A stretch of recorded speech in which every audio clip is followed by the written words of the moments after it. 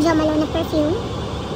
Pero guys, tingnan nyo naman guys, ang aking nabili. Sephora. And nag-post. And guys, yung sinabi ko na perfume lang talaga yung bibiliin ko guys. Tingnan nyo naman ang nangyari guys. Tingnan nyo naman naging total ko sa post. $496 guys. $496.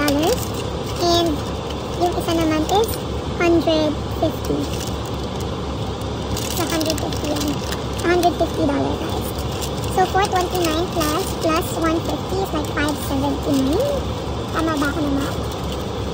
Hindi na ako tama ng math dahil sa gastos ko today.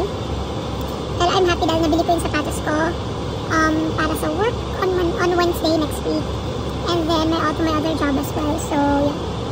So huwag kayong maniniwala girls sa sarili nyo na kapag bibili lang kayo ng isang bagay sa Watson man yan, sa SM man yan, sa SM store man yan, sa Kohl's, sa Sephora, sa Macy's, ka magpapabudol besh. Di yan totoo. Di yan totoo. At ayun na nga guys. So sa mga babae dyan, huwag kayong nagpapaniwala sa sarili nyo. Huwag kayong nagpapaniwala na isang bagay lang ang bibilihin nyo. Tapos bibilihin nyo lahat. Talo ka na. Kaya umuwi ka na. Tara na. Maubos pera mo dito eh. And we're home. So tingnan na natin yung mga pinamili natin at kung ano-ano ba talaga yung $429 na yun. So first off is milk primer para sa makeup. Para mas long lasting siya. Makeup remover. The powder. And then I think this is the blush on. Sorry. Opposite. And then this one is tinted moisturizer from NARS. Hindi naman obvious na mahilig ako sa NARS, diba? And lipstick, matte lipstick from Huda Beauty. I don't know if I pronounce it right. Isa pang shala natin na lipstick from Huda Beauty as well. I also bought Benefit mascara, volumizer mascara. And I got Laura Mercier daw, ang basa dito. Laura Mercier, what do you call this? Translucent loose setting powder from Laura Mercier. And then I also have NARS, ano to? Concealer. Right? NARS concealer siya. Puro mga warm tone lang yung kinuha ko kasi hindi naman ako ganun kaputian, hindi rin naman ako ganun ka brown color. So, yeah, another concealer. Ito, mas, ano ba to? Toffee. Ito, Toffee medium, yung concealer na isa. And then the other one is medium macadamia.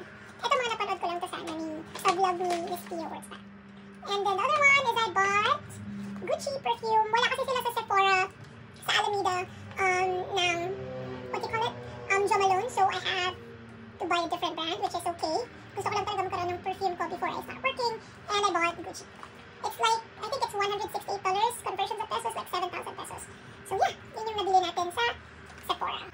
So, yung Sephora guys, dito sa US, ano siya, para siyang Watson sa Philippines. But mostly ang collection nila is makeups. Like, most brand na mga makeup and few or some brands when it comes to perfume or cologne. So yeah, so yan yung mga binili natin. And then, nagastos ko dyan is $490. Hindi naman ako lagi bumibili ng ganito karami guys. Like, it's good for like 6 months already. So yan, yung nabili natin sa Sephora. So tara, tingnan natin. So first off is, because I had to stand for a long time there. Gusto ko sana may heels, kaya lang wala sila for now. So, yeah. And siya, flexible kasi siya guys, tapos breathable yung ano niya. So, bili ako ng dress guys. Nine West short. Yeah guys, this one. See, it's nice. Na-imagine ko na siyang i-partner